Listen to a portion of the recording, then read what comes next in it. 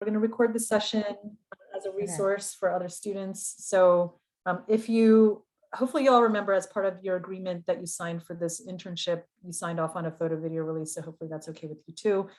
If you don't mind, we're going to do that and then we'll post it to our YouTube channel. If you really don't want your face shown, number one, I'd love if you could show your video, but we can like black you out from using Photoshop, I think, on the video, or we can figure out some other way. So I again invite everybody to turn on your videos if you could, just so Christina feels like she's speaking to an audience. And a reminder, as impressions always count.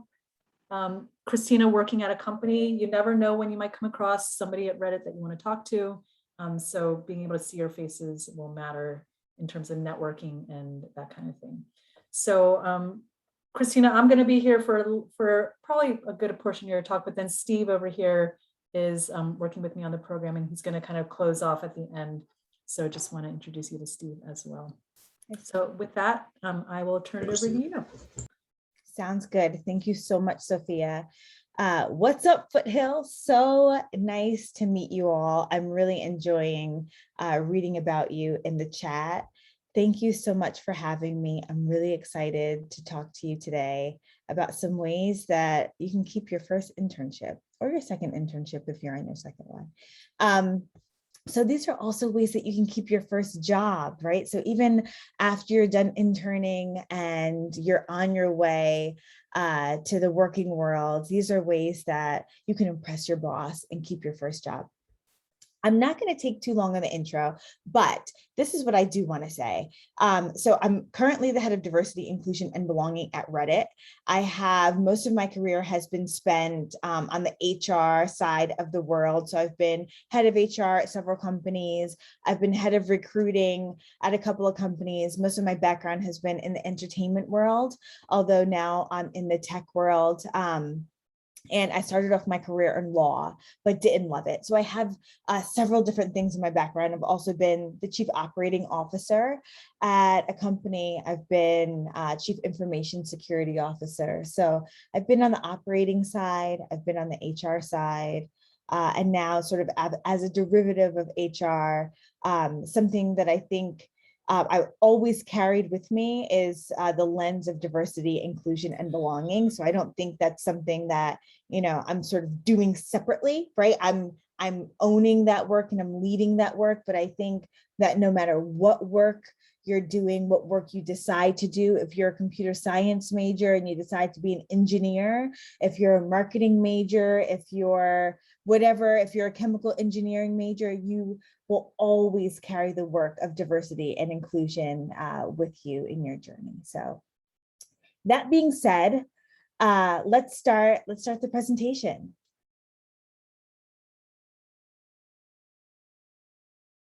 All right, today we're going to talk about 8 ways to impress your boss and not get fired from your first internship or job. I'm going to try to leave some time at the end for questions and answers. In the meantime, please feel free to either just take yourself off of mute or add questions and comments into the chat. We're going to do this real Reddit style. So if there's something that you agree with, I want you to put a +1. That is the equivalent of an upvote on Reddit. So if you're not familiar with Reddit, it is a social media platform and we believe in upvotes. That means that you're in alignment with what was just said, right? You want to move it to the top. So that's going to be a +1 in the chat. Otherwise, you can feel free to just take yourself off of mute and join in on the conversation. So next slide, please.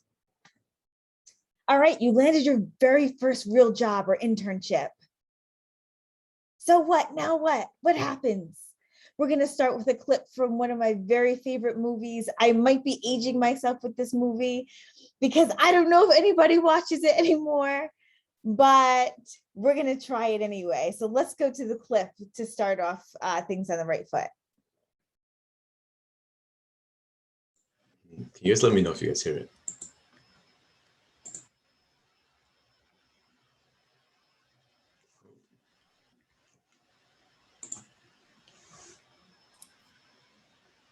We tested this earlier and it worked.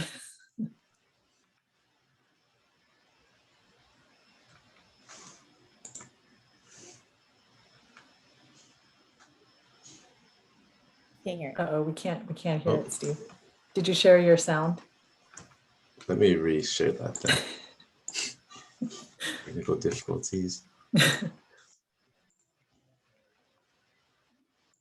is always the most difficult part of any I presentation. know. Trying to share it down on the video. It's a bummer for me. Yeah, I think I got it this time. Have no style or sense of Yes, fashion. it's working. That depends on what you're... No, that wasn't a question. There's some reason that my coffee isn't here. Has she died or something? I don't understand why it's so difficult to confirm an appointment. No, I'm so sorry, Miranda. I actually did confirm last Details of night. your incompetence do not interest me. Hey, Breakfast here, are my eggs here? Where are my eggs? On the lingerie shoot. On my car. Or on Madison. Get us a reservation for dinner. Thank you, notes delivered today. Both of them. Where is everyone? Why is no one? Thank you, Lucy. If you don't have that Harry Potter book by then, don't even bother coming back. Oh, don't be ridiculous, Andrea. Everybody wants this. Everybody wants to be us.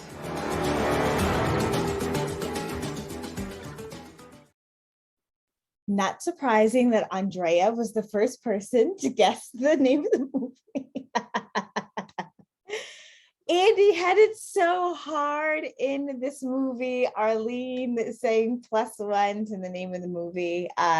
Thanks for that, practicing the +1.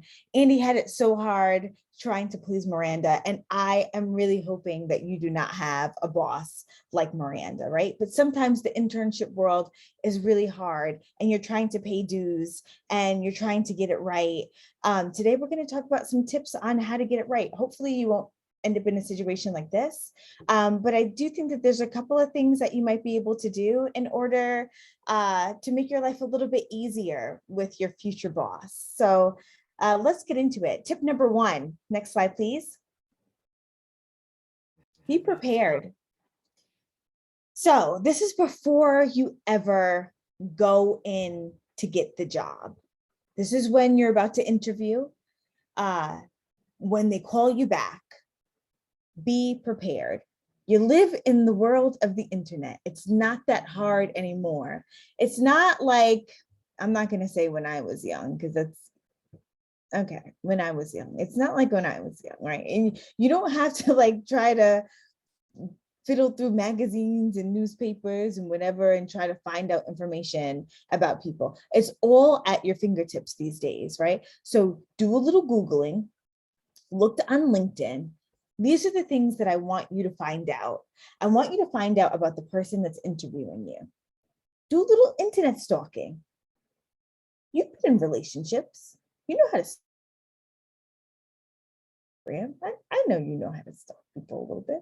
Get to know these folks a little. I want you to know their professional background. I want you to know a little bit about the companies that they've worked for, some of their roles. What are their strengths, right? Like, what are some of their accomplishments that they've gone through? Get to know their story a bit so that you can weave it into your interview, your conversation with them. That's the first thing. The second thing that I want you to know about the company that you're actually going to interview for. There's so many times that people don't really know the history, the culture. You're going to have more questions once you actually get there, right? But I want you to know the general context of the organization that you're going to go chat with. The third thing I want you to know, the department that you're going to go chat with, right? Know a little bit about the department. You're not going to need to know intimately everything about the department. You're going to be an intern. You're not applying for a VP position. But I do want you to know a little bit about what they do, why they exist, etc. And then I want you to keep learning, keep being prepared. So let's say you get the gig and you're in the gig. I don't want you to let your guard down. And I don't want you to feel like you've made it in life, right? Have you ever heard of a TED Talk? Give me a +1 in the comments if you ever heard of a TED Talk. Oh, thank goodness. Okay, great. We're off to a great start. Okay, so I want you to look up TED Talks that talk about soft skills, right? How can you fill some of your learning and development gaps that you're bound to have you're young in your career, right? So I want you to start to educate yourself on some of these business things through things like TED Talks, YouTube, etc. Right? Stop waiting, or don't wait for someone to fill these gaps for you. Continue to learn even after you've gotten there. And as you learn more about the organization, as you learn more about what you're doing, you can be a little bit more poignant in your searches too, right? So maybe you'll find something on YouTube that's a little bit more applicable to what you're doing, and you can learn something that's a little bit more straightforward that you can use in your everyday life during your internship. Yeah. All right, that's tip number 1. Be prepared and don't stop there. Tip number 2, next slide, please. Get to know your leader and their working style. This is something that you're going to need. You can start now with your professors. You could start yesterday with your parents. You could start tomorrow with the mailman, but this is something that, or woman, but this is something that you are going to need for the rest of your life. This is going to be essential in every single job that you have. Give me a +1 if you've ever heard of DISC. Good. I wasn't expecting anyone. I really didn't ever hear about it until about, I don't know, 10 years ago or so. DISC is an assessment that you may or may not end up taking in your career, but companies, you can take it as an individual, but companies usually give this assessment to teams to understand different communication styles on teams. And the DISC stands for, D stands for dominance, like if someone has a dominant communication style, I stands for influence, S stands for steadiness, C stands for compliance. And the assessment is really, it feels like a personality test. And then like one of those personality tests you take on Facebook, you know, it's like, those are like 5 questions. This is considerably longer, but then it shoots out the responses and then, you know, you come up with the answers. Here's the deal though. I want you to get to know your leader and how they communicate. What's the best time of day to approach them with certain things? What's their learning style, right? Are they a visual person? Are they a verbal person? Do they prefer that somebody talk to them? Do they prefer that somebody show them something, right? I want you to get to know them kind of intimately in that way so that you know how to be most impactful, and so that you know how to be most meaningful to them, most useful for them. Really helpful during an internship, and this is a good time to practice too, because your stakes are pretty low right now. I know you feel like your stakes are high, but compared to the day that you're a VP or a director, right now is a really good time to practice. Also, if you lose your job right now, which we don't want you to do because this whole presentation is about not losing your job, but it's not like you're losing $300,000 a year with 5 kids at home. So this is a great time. This is a great time to go in and practice these skills, right? So I want you to get to know your leader. Here's the secret. You can't get to know your leader by asking them these things. So this is not about saying, so, hey, what's your working style? Do you want me to show this to you? Do you want me to ask you? That's really annoying. So what you're going to want to do is observe them. Observe and absorb. What does that mean? It means that I want you to look for the clues and absorb the clues, right? If you have to go back to your desk and take notes, what are they doing at 8 a.m.? What are they doing at 9 a.m.? It's a little bit more difficult now that things are virtual. So you're gonna have to pick up on the clues online and how they treat you. What do they want from you? Do they want to meet with you every day? They might be a little bit more verbal. Right? Do they send you a million emails and messages and they only want to meet with you once a week? They might be a little bit more visual, right? So you're going to have to be able to pick up on the clues depending on how they treat you. Sometimes when things are virtual, it's a little bit harder to pick up, but don't ask them a million questions to get to the bottom of what their style is. All right. So that's tip number 2, get to know your leader and their working style. Next slide. Tip number 3, there's levels to this. Ain't nobody said it was going to be easy, but we said it was going to be worth it. So it might be uphill for a while, but keep on chugging. Plus, the money isn't really everything, especially right now. What does that mean? Look, one of the things about this generation specifically is that not everybody, but what I've seen happen a lot is that when things get difficult, when stuff doesn't show up exactly how some of y'all think it should, right? Well, I wasn't thinking it was going to be like that. Maybe I should look for something else. Fool, has been 6 months. You can't look for anything else yet, right? Like there's a learning curve that comes with this. Now, outside of harassment, any of the illegal things, there is some wealth in paying dues early. And I feel like when entitlement walks into the picture, the benefit of paying dues, of working hard, of starting at the bottom goes away. But there is real benefit in starting at the bottom. There's real benefit in having to learn everything. There's real benefit in being scrappy. There's real benefit in having to roll up those sleeves and put in some elbow grease. There's real benefit in having to be the lowest person on the totem pole. There's real benefit in having to get the coffee. By the way, if you're an intern, that's really highly discouraged these days, that they only use you to get coffee, which is the reason why they have to pay you. So I mean, that's just hypothetical, getting the coffee, because they really can't do that anymore. But you know what I'm saying to you, right? Like there's real value in these things. So there's going to be a learning curve, even when you get to be a director, a VP in the C-suite. And honey, one day you will be there. What you will know is that what they sell you in the job interview will not be what it is when you get there. And you can expect a 30% decline between what they sell you and what you get.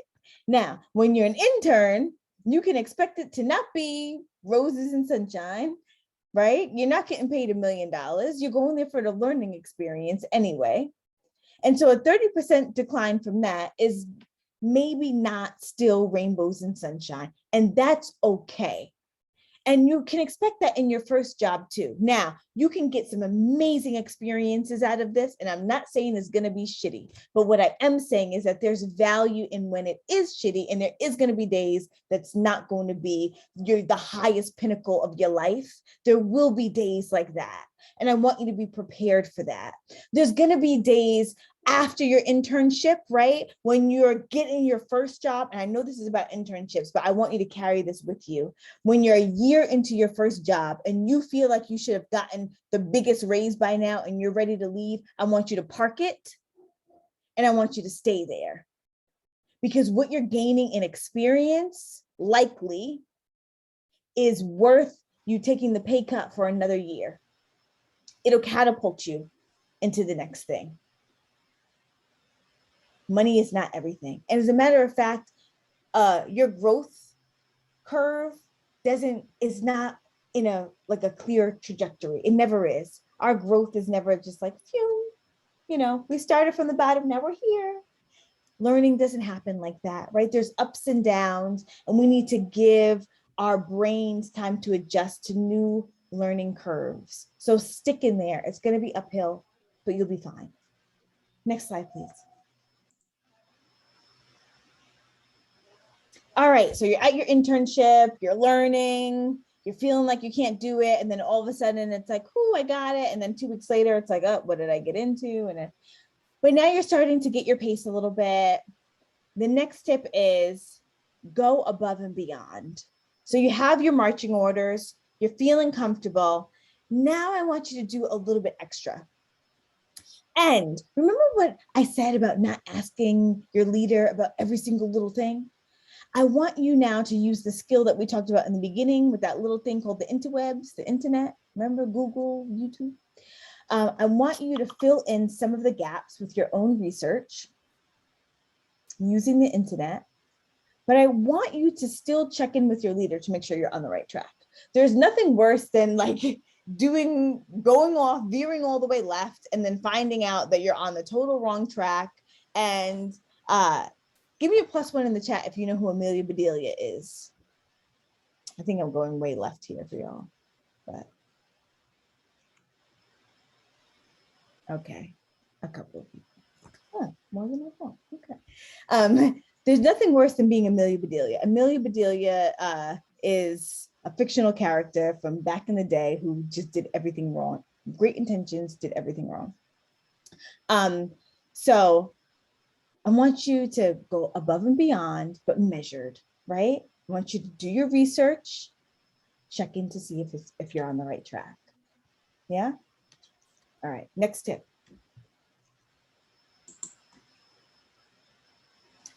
All right, so you're on your way, right? You're going above and beyond, you're stretching yourself.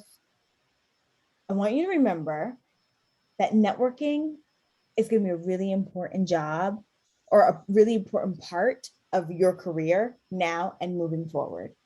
That will look different for all of you, right? I'm, believe it or not, painfully introverted. Most people don't believe it.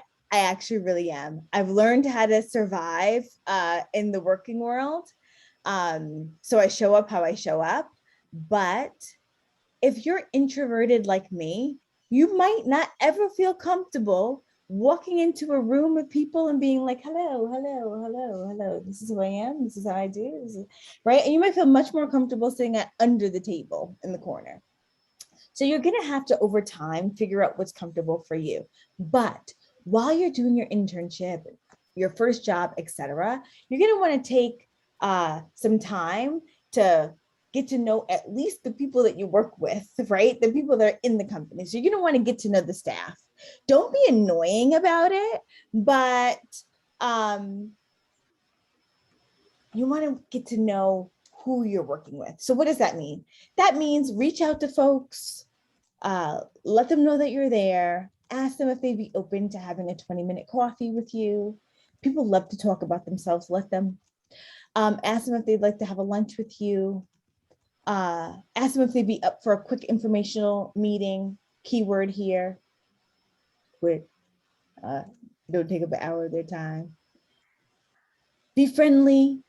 Now, in virtual world, you can still have a virtual coffee, right? 20 minutes. You can still have a virtual lunch with someone. So all of these things still translate, right? On video, you can still smile. And the other thing is, like, keep this down to once or twice a week. You still getting paid to do a job. You are not getting paid to run social hour. So if you're an extrovert and this is actually your thing, because this is not my thing to do this. So I don't ever have to worry about making this my full-time job, especially in my younger years. Like as my jobs have evolved, a large part of my job is being connected to the community. So I've had to force myself to do some of these things. But as an intern and when you're younger in your career, unless you're in communications or marketing or PR, don't forget you're getting paid to do something else. So, keep this down to like once or twice a week, but make sure you practice your muscle in getting to know people that you're working with. Okay, next, please. So you've stretched yourself a little bit, right? And you've taken on the burden of going above and beyond. But now I actually want you to ask your leader for more stuff. Now, here's the caveat. You can't ask for more stuff if you're not doing your current things very well. And this is going to involve some self-awareness because sometimes we think we're doing a great job and we're actually really not. So I need you to know where you stand and I need you to ask for feedback before you start asking for more things. And there's ways to ask for feedback, right? So ask your leader how you're doing, how they think that you're doing, give them feedback on how you think that you're doing, and then ask if there's anything else that you might be able to take on that's aligned with what they would need help with right now, right? You don't want to overburden yourself though. So what you don't want to do is take a great circumstance where you're doing fantastically, take on more things and then tank. So you don't want to overpromise and then underdeliver. So here's the secret to that. Never sacrifice your quantity for your quality. Communicate your stretch assignments with your leader. So if they happen to be, let's say your leader says, I don't have anything for you, but hey, check with Trisha in marketing. She might have something else that you could do. Make sure you communicate those stretch assignments with your leader. And again, ask others how you might be able to help. That's Trisha, theoretical Trisha. And never let your real job take a hit. Has anybody ever taken on extra stuff and then it was like, oops, I shouldn't have done that in any capacity? Maybe you were like sports, or maybe you took on chores and you thought you was getting paid for it, like your allowance, and you was like, ooh, I could do some more, and then maybe not.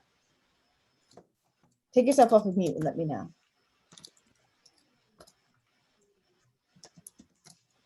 Anyone? I'll go. Hopefully that breaks the ice. Okay. I agreed to be on a committee before I knew how much time it was, and they told me, but it wasn't exactly correct, and it just ended up being a lot more work than I thought. And I had some regrets, but I tried to get as much out of it, knowing that I had already agreed to it. So just dealing with the consequence of saying yes to something that I wasn't totally sure on. Yeah, that happened to me once with an advisory board. I was like, I should. Yeah. Don't do it.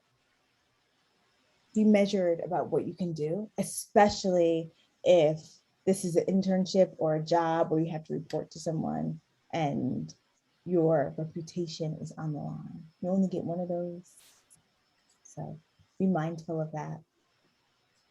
Okay, next tip, please.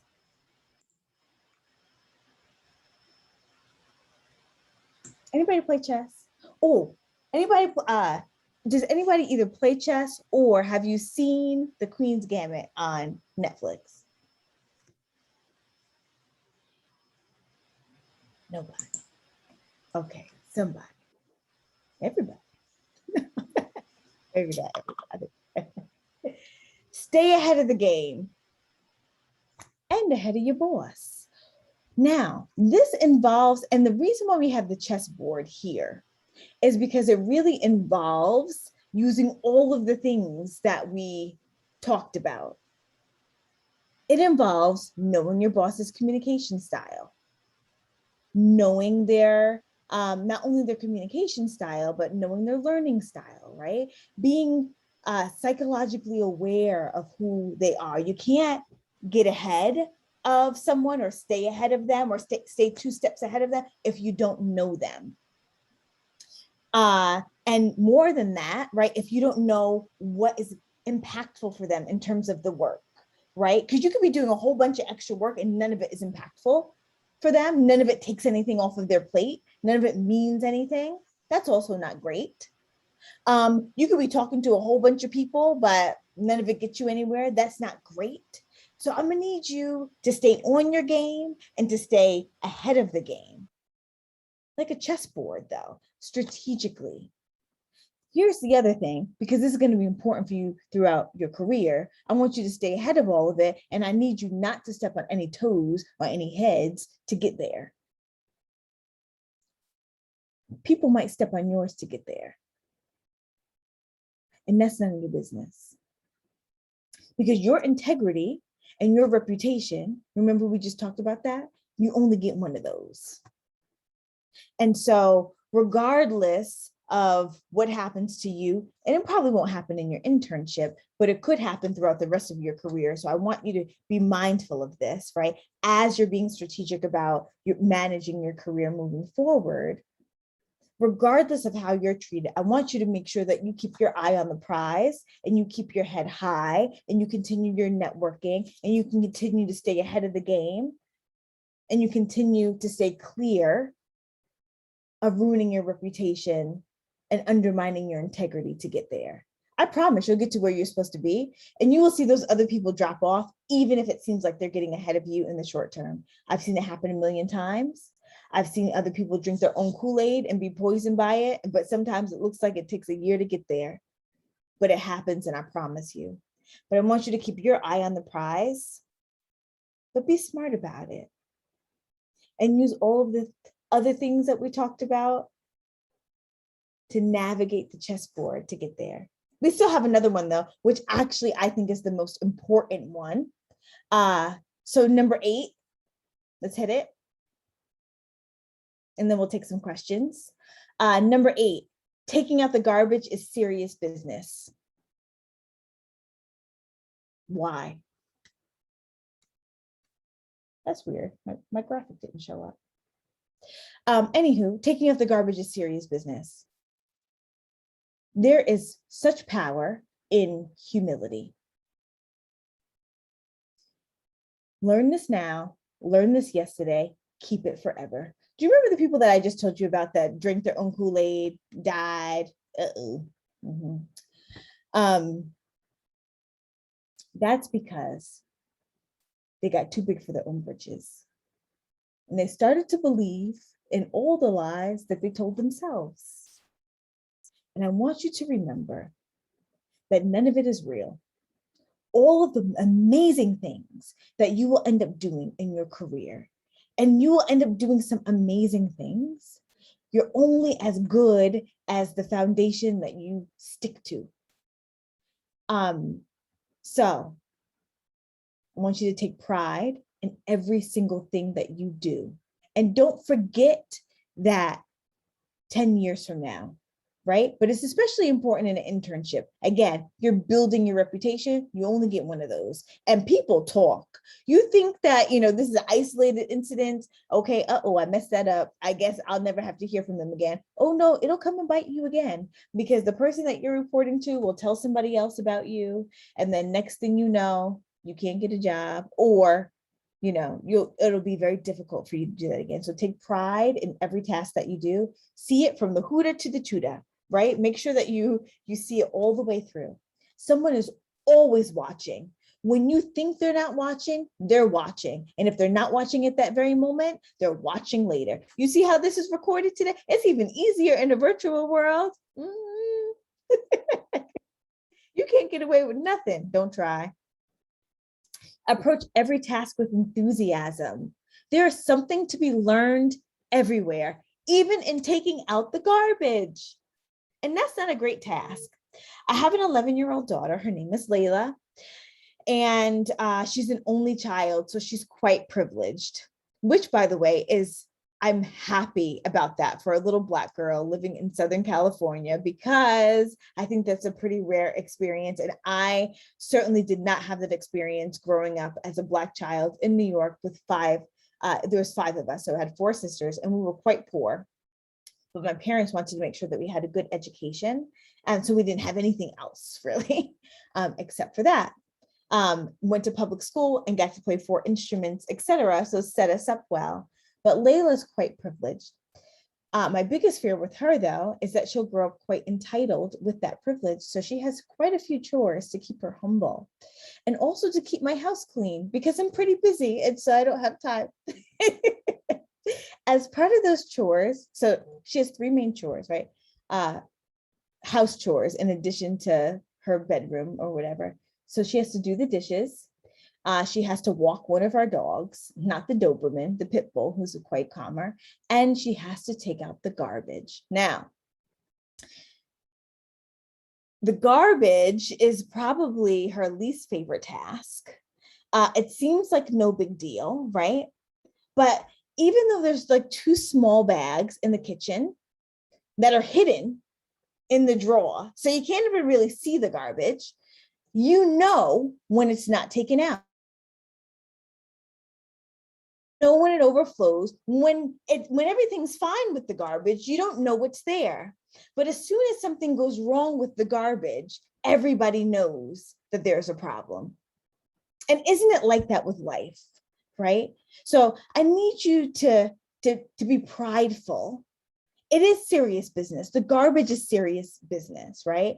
And I need you to know that there's lessons even in taking out the garbage.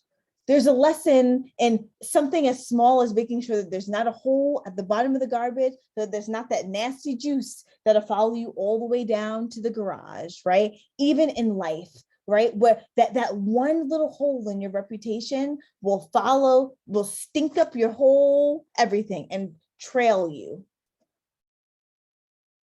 there's lessons in everything. So I need you to know that. And the smile still goes a long, long way.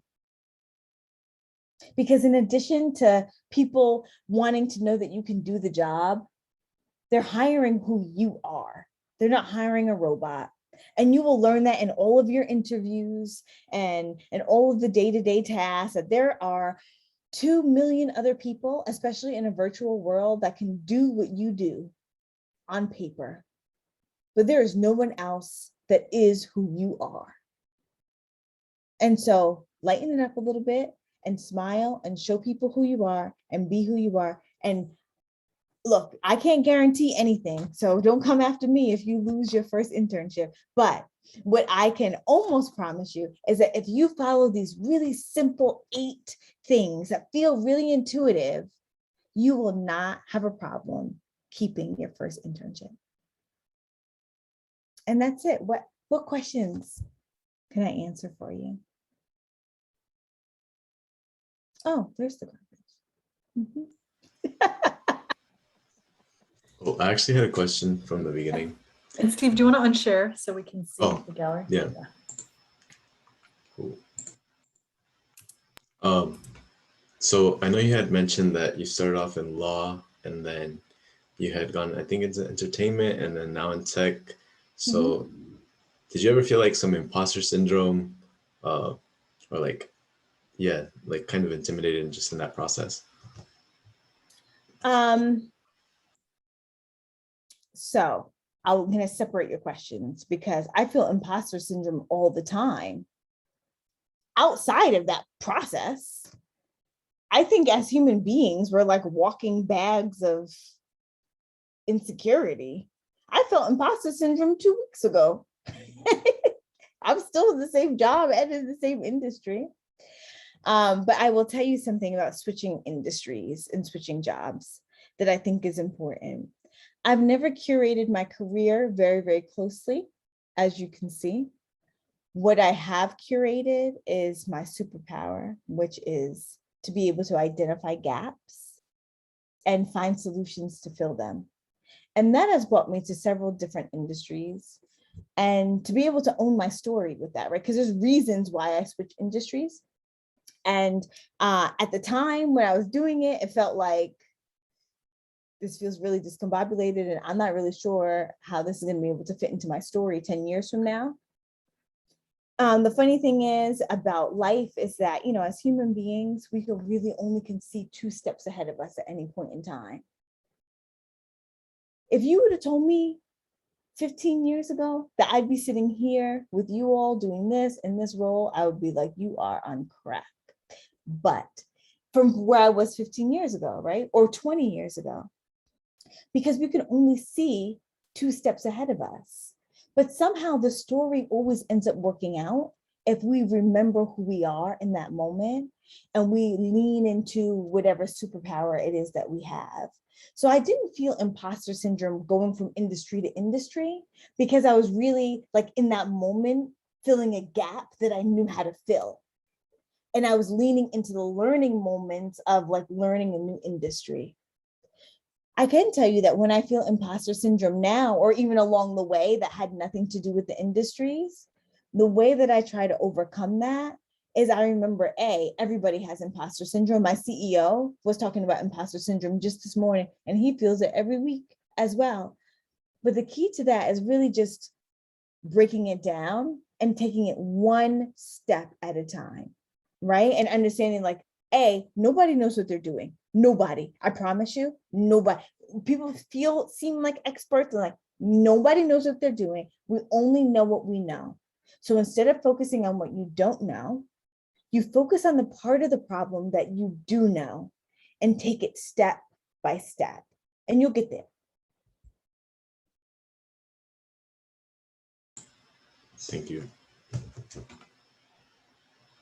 Who else? I have another question if no one else, but I'll let someone else ask first. Oh yeah, actually I do have a question. When you're talking about like kind of like finding more work, like I guess how would you go about like kind of like asking for more work without seeming like you aren't doing anything, I guess, you know. Yeah. So you have to be able to kind of show the results of what you've been doing. And that's why I'd have the feedback conversation before you ask for more work. Because there's two things. A, you don't want to seem like you're not doing anything. And B, you want to make sure that they feel like you're doing a good job so that you can gut check yourself before so I would have that feedback conversation first. Like, hey, I just wanted to check in with you and see how you're feeling about the work that I'm currently doing. And have that conversation, get their input. And if they're feeling really good about it, then part B of that conversation is, I feel like I can take a little bit more on. Is there anything else that you feel like might be aligned with what I'm doing that could help take something else off of your plate? Make it like a favor. You always want to make it like a value proposition to them, not like you need more things to do. Always make it like a favor. Nice. I see. So basically just what is it? Just kind of say like, hey, this is what I've done so far. If it's good, can I get more stuff to do? And then go on from there. Not as dry, but yes, those are the steps. Yes. I would just, and why I say not as dry, I mean, like, I would again lean into, I'm doing this for you, Yeah. like, yeah. I see. And then also, I have another question. So like kind of like when we're talking about like kind of like the the whole like I guess taking out the garbage kind of like metaphor or analogy or stuff like that. Was that kind of counted to like I guess like when you make a mistake, right? Like at work or something, like is it like a bad thing to like kind of like own up to it, or is it actually a good thing? Because like what I'm afraid of is like like I make a mistake, might be a serious one, might not be a serious one, but it's a mistake overall. But like if I owe up to it, I feel like something's gonna happen to me, like in a negative way, Yeah, that's such a good question. If you make a mistake and you don't own up to it, you might be able to recover in the short term. You will never have a full flourishing career or life if that's your habit. The secret to, it's not a secret. One of the foundational things about having a really great career is bringing yourself to work. Now, tell me, Eric, a little bit about yourself. Are you human or no? I would say I'm human. Yeah, I would say I'm human too. When I went to the doctor the last time, they detected veins and stuff and a heartbeat. And so I would say I'm human. And as human beings, we are not perfect. There is such beautiful humanity in not being perfect. There is no way to be a good leader. And I don't mean manager, I mean leader, because you could still be a leader as an intern. You could still be a leader, in your college right now, in class, anything. There's no way to be a good leader without being humble. There's no way to be humble without being able to admit a mistake when you're wrong. You have to be able to lean into those mistakes and say, this is what I learned from it. There's no company that we don't learn anything from when we win. We only learn when we fail. That's the only way to ever succeed. And so leaning into those failures and being able to then write down your learning, like extract your learnings to have a better outcome next time, will be like your absolute recipe for success moving forward. If you hide those failures and try to sweep them under the rug, they will haunt you like the apocalypse long term. Okay. Good question. Good question. Thank you. Who else? What else?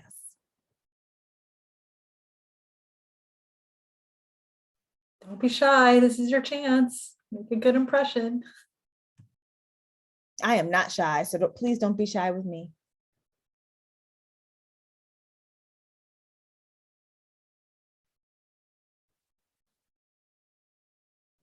If no one asks, can I ask another one? Steve, hit it. Okay, cool. So like, I know this is kind of about like not losing our first internship, or just kind of advocating for ourselves and like helping us propel our like career forward. But how important do you think it is not to like advocate for other people? Say like you might be getting really along well with your boss, but maybe you have like an intern coworker who isn't on his good side, but you know he puts in great work or she puts in great work. How important do you think it is to advocate for like your team or other people? I love that question. Really, really important. So there's a real term for that. It's called sponsorship. And sponsorship is when you advocate for other people in rooms that they're not in, essentially. I think it's a really important muscle to practice now. It becomes probably much more impactful as you continue on in your career. And I say impactful because, as you continue on in your career, when you're a VP and you do that same thing for somebody that's at a lower level, that's in a marginalized group, that's, all the things that can make real impact on somebody's career. And I think it's an important muscle to practice now. So plus 1,000 to doing that, Steve. But now, with this caveat, understand when you do that, your reputation's on the line and you only get one. Remember that. So if the person is actually very, very crappy, or the person is embezzling money or something of the, like that, and here you are, vouching for them, you just remember, it's like when you put in a referral for someone for a job, you just got to be real careful. So, you have to be able to stand behind what you said when you said it, if you're talking about somebody else. Oh, thank you. Yeah, thank you. So today, the presentation was about how to not lose your first internship. But as we continue the conversation, please feel free to ask me anything, whether it's about your personal brand, how to build that, whatever it is about business, not business, whatever. I'm here to answer your questions. So I just want to make sure that I say that so that you all aren't thinking that it has to be about your internship. If you want to know what to wear, I don't care, whatever, let me know. Christina, I need to head out, but Steve's going to wrap up with y'all when the time gets close. So thank you again, and I'll be in touch. Thank you.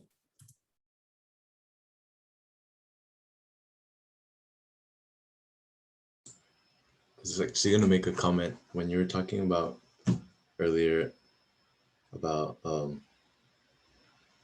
just about the hiring process, and then how you said that there's like millions of people out there that can do your same job, but they're hiring your personality.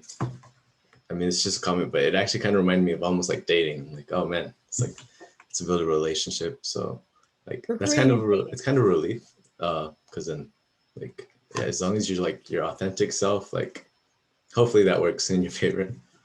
You have to be able to do the job too. So. Oh yeah. But yeah. I always relate recruiting to dating. It is very much the same process in a lot of ways. It's matchmaking, essentially. Mm-hmm. Actually, I do have a question, I guess, kind of about like how to reach out to a recruiter, because like at least on my LinkedIn, I have like at least one recruiter in my network, but I don't know, like, like how do I start a conversation with them? Like, do I just say hello, or do I need to go in with, I guess, like something that I'm looking for or something like that? Okay, let's break it down a little bit. Why are you trying to reach out to the recruiter? Is there a job that they're hiring for? Do you want to reach out for networking? Do you want to? It's like for another internship after this one, like for the next what is it? Like the Cohort, next like for the year, next, yeah. yeah.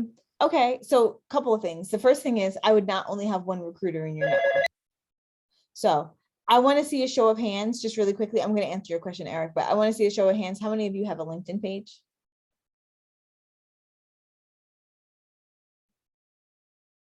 A good amount. A good amount. I need to see all of your hands up. Anna, do you have a LinkedIn page? No, not yet. You do? Okay. I would like for all of you over the next 2 to 3 weeks to connect with lots of recruiters on LinkedIn, even if you're just like connecting with them, right? And not like reaching out. You need to have a lot of recruiters in your network. That's the first thing. Where you are in your career right now, you want to look for like university relation program managers. That's probably going to be your sweet spot for titles, or university relation recruiters. But university relations is probably going to be like your sweet spot. Eric, so how do you reach out? No, I would not reach out and just say, hello, I'm interested.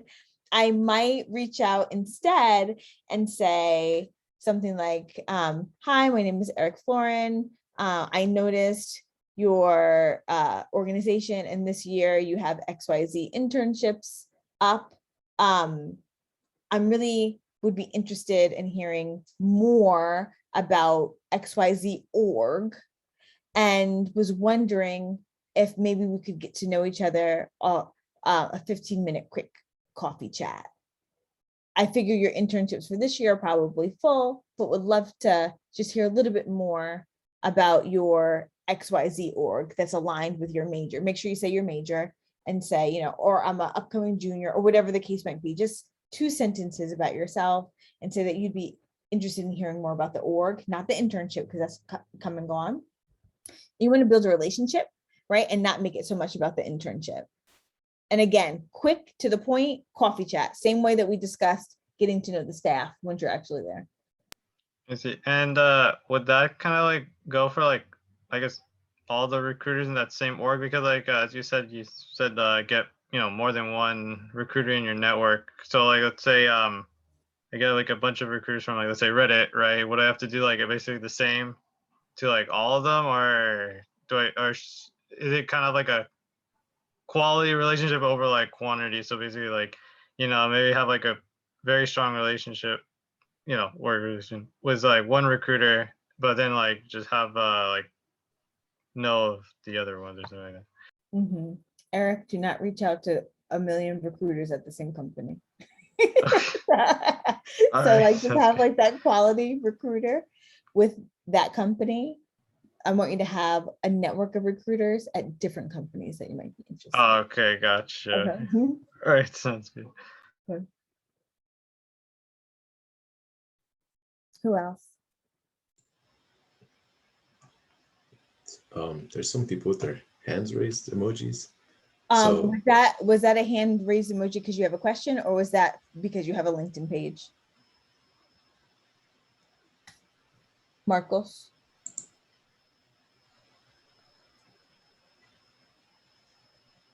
Sorry, I still had it raised from when you asked who made the LinkedIn. Okay.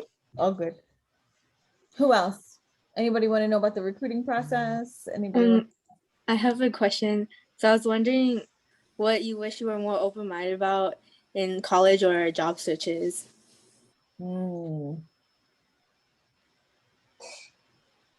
Alice, I was pretty open-minded. I was willing to get anything. Here's what I learned. Here, I've been struggling with this actually over the past couple of days, thinking about the question of like, what would I change if I could go back kind of deal? And for some of it, if I wasn't stupid enough to do some of the things that I did when I was younger, I wouldn't have taken some of the risks that would have gotten me to the place that I did when I'm older. Do you know? Like some of the things I only put into a box now because I'm a little bit more risk averse. But to answer your question directly, look, I was very open-minded. I was at one point in time when I was probably 19 or 20, I had applied to be a recruiter at a trailer park company. I was whatever. But what happened was I ended up exactly where I was supposed to be, on the path that I was supposed to be on. So my advice actually is to be very open-minded. That's your job, right? To put all the eggs in the basket, and then the universe's job is to separate the eggs and put you on the path that you're supposed to be on. That's your job, to be like, I'm just gonna do the work. I do the work and let the path clear itself. And that's what happened for me. The path cleared itself, but I was incredibly open-minded. I didn't know where my next paycheck was coming from. I did not curate where I was supposed to be. Girl, I worked at a shoe store. I worked, whatever. And what ended up coming out of it came out of it. And thank goodness I didn't have to have too many ramen noodles earlier on. So.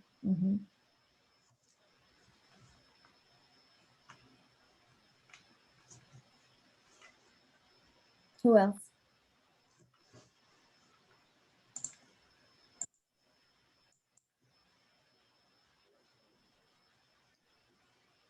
If no one else has any questions, I'm gonna call on some people. All right, so we have like 20 minutes left or so. Like, I'll go one by one, and just like maybe one thing that you took away from this, or some information you took away. So, I guess I'll start off with. We don't have to force them, Steve. We could give people time back in their day. That's okay. Okay. Are you guys down for that? Do you want to go around robin? Give me a thumbs up. Some people are totally introverted. I know Eric is down. And if you don't want to talk, you could always type it in the Anna chat. looks less impressed. Anna looks less impressed. Most people have their screens off. So I'll tell you what, if you have your thumb up, put your thumb up on your screen. If you would like to speak, and then we'll call on you to do your round robin. Is that fair, Steve? That way people don't feel uncomfortable? Yeah. Okay. Okay. Cool. All right. Amarali? Yeah, actually, I have a question, but I don't know how to phrase it. So I was thinking of how to phrase it. But like a lot of times in tech, I feel like the job qualification, there's just a bunch of stuff. And then you're like, oh, I know this. And you don't know the rest of them. Especially like as us, as young people starting out, I would say like a lot of times the qualifications can be overwhelming. So and it's kind of for like an entry job. What would you say is like, how would you approach that scenario? What's your major? Computer science. I would say study up on data sets and analytics.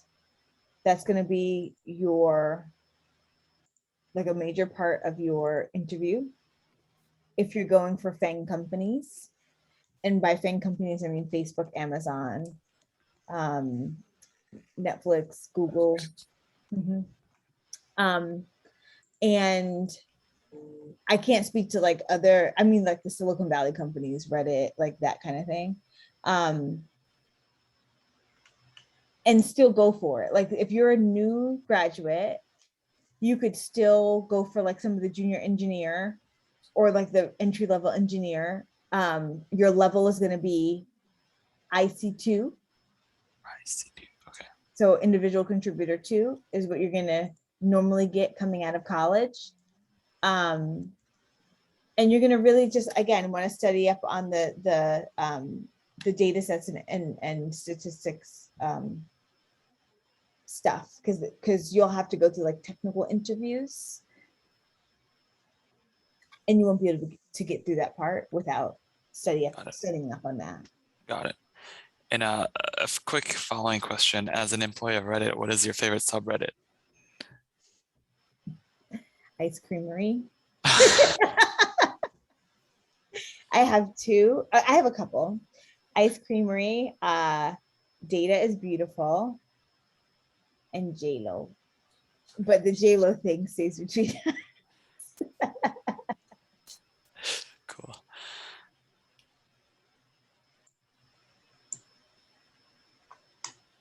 If you guys want to put your thumbs back up.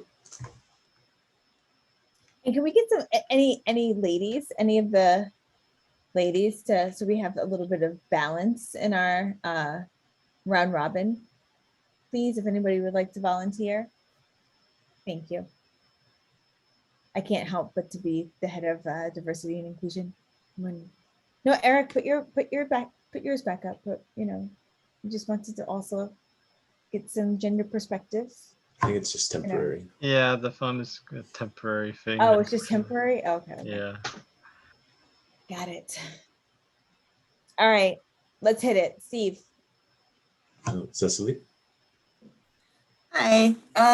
So I took notes, just putting that out there because I'm that kind of person. And I really liked how you were talking about like taking out the garbage, like doing like the, I don't know, the like unflattering things and like taking pride in it, because that like really reflects on like character and stuff.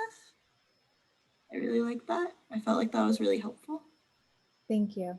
It's an important part of life, both metaphorically and literally, because it stinks if not in reality. So, Thank you. Stephanie. Hi, so I'll be actually moving to France and be working. So I was wondering, since you work in diversity and inclusion, I'm not sure if that's a thing there, but I know I'm gonna struggle with like fitting in culturally, like so I'm gonna move to France because that's where my partner's from. So I don't know how I'm gonna fit in there. Like how can I prepare for that? I'm guessing, like, I know that in the tech industry in the Bay Area, there are a lot of people from around from different countries. So how do you help, I don't know, what kind of advice would you give me to like feel more included? Two things. The first thing is this: there's always a such thing as diversity and inclusion everywhere. It doesn't matter what they call it. I don't know if they call it diversity and inclusion. Matter of fact, they won't, because they'll say something in French. And I don't know, I speak Spanish, not French, so I don't know what they call it. So I don't know. But there's always a such thing as diversity and inclusion. Diversity and inclusion is about understanding who the underrepresented groups are in any given space, who the underprivileged groups are, who are the marginalized groups in any given space, right? Who needs extra help in order to get up to the same starting line as anyone else? And then focusing on those groups. That's what diversity and inclusion is about. And those groups exist in every single space. So there's always room for that. To answer your question, what advice would I give you to be included? Be yourself. This is why. There's a difference between inclusion and belonging. The opposite of belonging is having to try to fit in. Belonging is the act of being yourself and being okay. So I would not encourage you to force yourself to try to fit in. What I would encourage you to do is try to find communities of people that are reflective of the things that you enjoy. So are there hobbies that you enjoy? Try to find communities of people that also enjoy those hobbies, right? Are there things that are important to you? Try to find communities of people that, also find those things important. And then maybe, you go create a friend group, and that will make you feel like you belong. but don't force yourself to feel included. That's the opposite of what you want. Okay.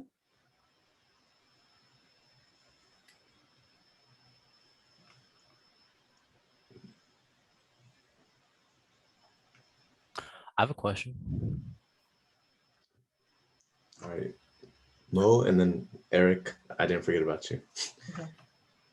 Do you have any tips on like how to lead your internship team towards a successful path? That is very, very broad.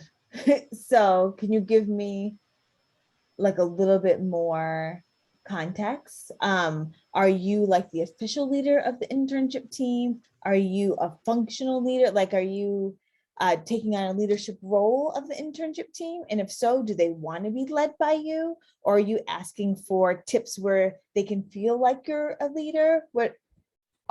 Yeah.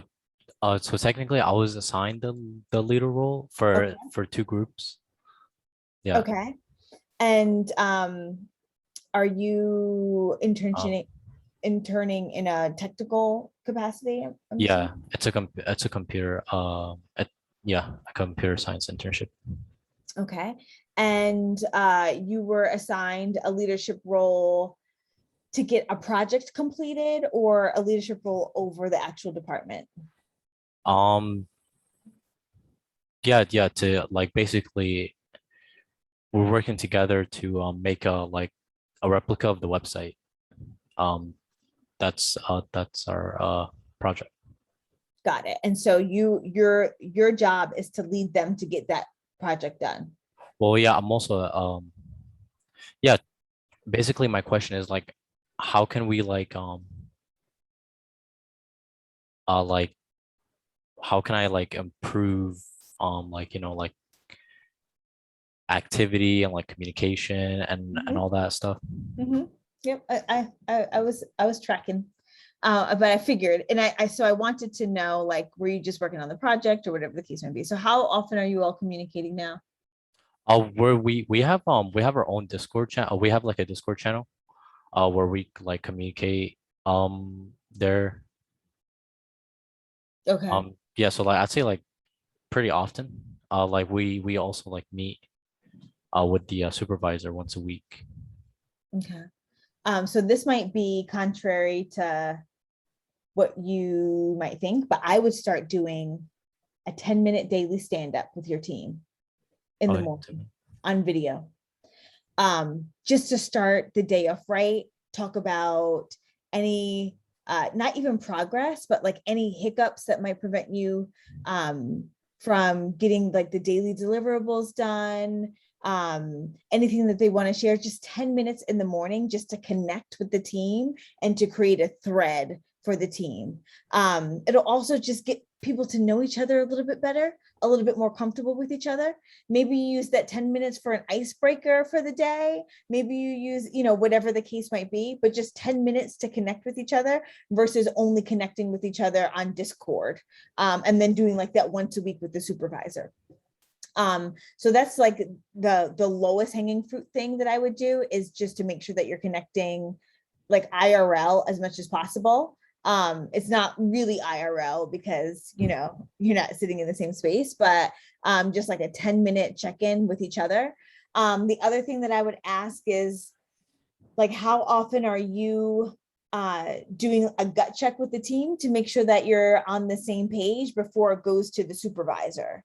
So like, are you making sure that all the tasks are on point and, you know, being done on time before it goes to the supervisor? And if so, like, what's your way of being able to obtain that information? And so I might, if I were you, I might be doing that before it gets sent off to the supervisor. And then could you do a once every 2 weeks, like a trivia or something with the team, just like a hangout, even if it's only for 45 minutes, so that you're connecting outside of work as well and creating a bond? Oh, was that a question? Well, that's like a question / suggestion, like, you know, Yeah, make yeah. sure that you're creating like something that you can do that has nothing to do with work whatsoever. Every other week, 45 minutes. That's a good idea. The 10-minute meet every day. Yeah, just a little stand up. And then the every other week, 45 minutes. That has nothing to do with work. All right. Yeah, basically, why I was asking that, because I was assigned the leader role, but I don't really know how to lead like I know. a team. Right.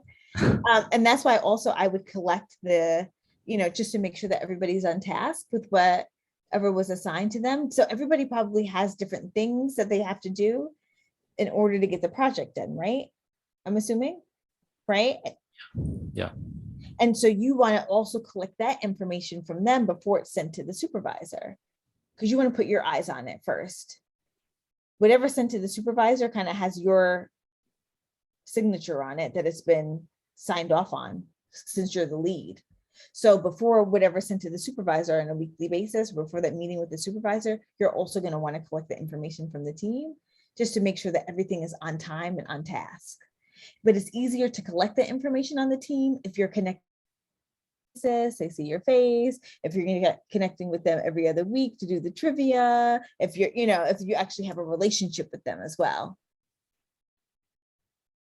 Now you're not like their official manager, so I wouldn't suggest like a weekly one-on-one with each of them and that whole thing.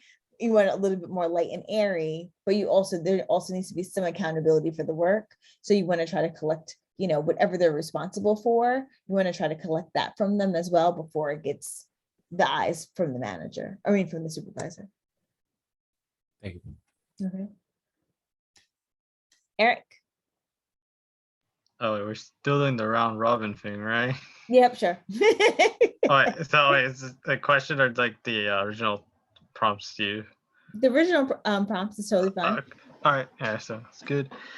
So yeah, I also, just like Cecilia, I also took notes as well. I really like kind of like that emphasis on the connection is key in and after an internship. I feel like that's kind of something I'm gonna have to work on a lot, especially since virtual environment, we don't really talk that much on Slack. I just kind of give like short messages. Well, yeah, we all send short messages to each other every once in a while. I feel like that should be a little bit more. I also like kind of like the idea of like keeping your integrity and reputation in everything you do at work. I feel like well, I'm not experiencing this yet, but I feel like there's probably gonna be a point where I may have to decide whether to what is it, kind of like face the music or cover it up, but then like end up having bad things happen later on. So I like that part as well. And then especially the be yourself thing. I feel like like at the moment I kind of feel like I have to act like somebody else, but I need to kind of like remind myself that we're, especially in internship, we're still learning. It's okay to make mistakes and all that. Yeah, I'm still learning and I make mistakes all the time. Today included. I've probably made, I don't know, 10 mistakes today. Great, we'll keep it moving. Just lean into who you are, Eric. That is your superpower. Nobody else is Eric.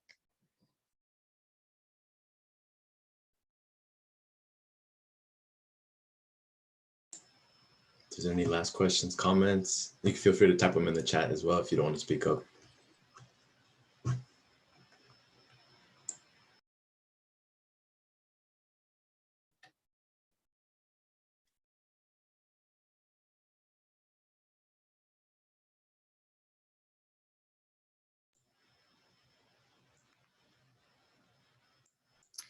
So David has a question about contacting supervisors after the internship.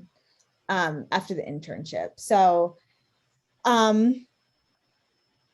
sure. So should you contact the supervisor after the internship? I think that you should actually absolutely say thank you before you leave the internship. So like after it's over, like maybe on the last day, ask to stay in touch, let them know how much you appreciated the opportunity, maybe bullet point out in the email 3 things that you learned from the internship with them, and let them know how much you really enjoyed getting to know everyone there, and how much you enjoyed learning about the business, right? So I would like make those 3 things really clear, or those things really clear. I would not go right into other similar opportunities next summer. They're not going to remember this. They're not going to remember you for next summer from this email. So I would just lay the foundation with this. Maybe 2 months later, I would make a follow-up communication, just saying, hey, this is David, your intern from the summertime. Just wanted to check in with you and see how you're doing. I saw your update on LinkedIn, or if there's like, you know, anything that you saw about them, I would just mention it and just keep in touch like that.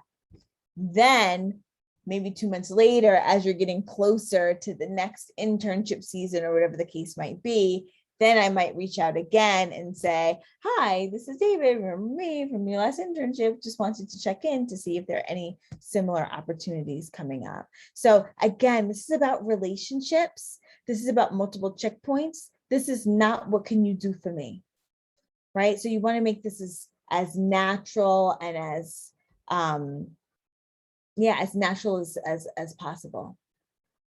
And then somebody else had a question.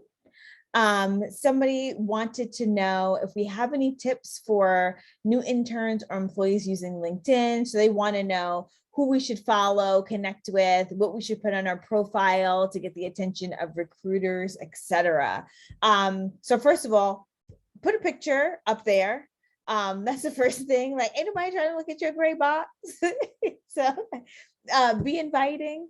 The second thing is, make sure you actually have some information up there. So you might not have a lot of job experience, and we understand that. You're not a VP yet, you're not a director yet, but if you are an intern, if you have some experience in college leading your debate team, I don't know, whatever the case might be, sports, I want to see some of your relevant experience in leadership, or some of the competencies and qualities that I might be looking for.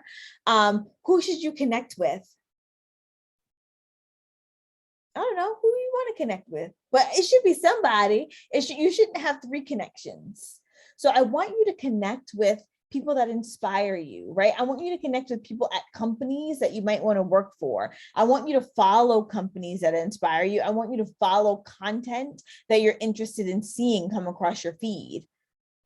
That also kind of tells me about who you are a little bit. So I want you to, I don't have any like specific suggestions around who you should follow and who you should connect with the exception of you should always have some recruiters in your feed or in your connections, because as you continue to fill out your profiles, those recruiters will also see your information coming across their feed. And the ideal circumstance for later on in your career, especially, is that they source you and you will never have to go after a job. As also you fill out your profile, you want to make sure that you're landing on keywords. So if there's specific internships that you're targeting, I want you to look at the job descriptions for those internships and make sure that you have those keywords within your profile as well. It'll make you much more appealing. Finally, I know that y'all didn't ask about other social media accounts, but I'm here to tell y'all anyway. If you decide to keep your social media accounts public, I don't want to see you getting drunk as hell last weekend. So make sure that you're mindful of what you have on your social media accounts. I will leave you with this final thought because we only have 4 minutes left. Lots of times people think that social media is a reflection of your life, right? It's a reflection of who you are. And it's not. Social media is a reflection of your judgment. Get it together. Especially your posts, right? Put something up on your stories. It's going to disappear. And hope to God that a recruiter is not looking at your stories in the next 24 hours. If that's the case, if you decide to leave it public. But what I want to see is a consistent person. between your LinkedIn, your Facebook, people use Facebook anymore, I don't think so. But your LinkedIn, your Instagram, your Twitter, your TikTok, if you have that, right? We want to see a consistent story. And we understand that your LinkedIn is different purpose than your Instagram. But I don't want to see somebody passed out on Instagram and then see, somebody on LinkedIn, like, it's not the same individual. When we talk about bringing your whole self to work, or not your representative, right? I don't want to wonder if I'm hiring Dr. Jekyll and Mr. Hyde. I know y'all don't know who that is, so somebody put it in the chat. And I think that's it for today. Any last thoughts?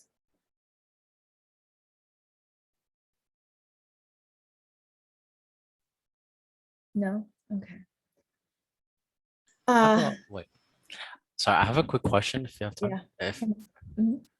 So which one would you say is like most important to focus on? Would you say it's more important to focus on school or your internship? For example, like this summer, I had an option to take 2 classes, but I was like kind of stuck between taking 2 classes or taking 1 class in the internship. Mo, don't have your parents coming after me. I don't know. This is, I will say this. If it's not going to make a huge difference in your graduation date, you need an internship under your belt. That experience is priceless.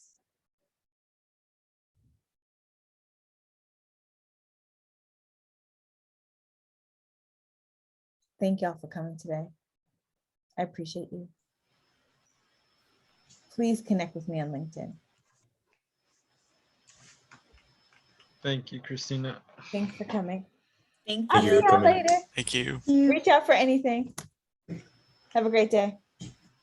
Thank you for coming, Christina. Thanks. Thank you. Thanks, Steve, for running the show. I appreciate you. Thanks. All right, interns, before you guys leave, if you guys could just do this Google form, but some of you guys have already left. But They're Christina, out. thank you. Yeah. Thank you. All Bye. right. All right. Take care. All right. If you guys could just take care of that Google form and then in your free time. Thank you. Wait, can we go? Yeah, just if you could just do the Google form, although most people have already left, but I put one in the chat. I got the link to the form, yeah. Okay, cool. All right. And then you guys can just head out. Okay, sounds good. All right. Thank you. Take care.